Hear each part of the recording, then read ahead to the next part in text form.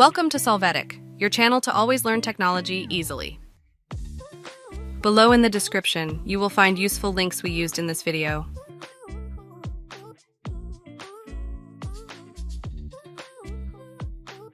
Today in Solvetic, we will see how to insert page number in Word from specific page in footer. You will start by opening your Word document and seeing the available pages. After that, in the Insert menu, click on Page Number. There, at the bottom of page, select one of the available models.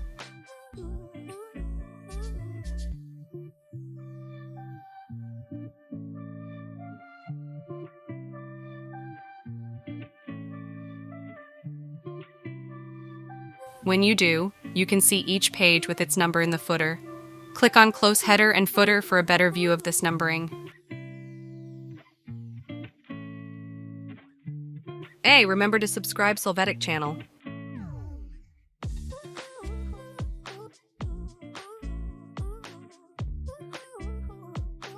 We hope it has been helpful for you. Here are links to watch more videos of your interest and subscribe to the Solvetic Channel. Thank you.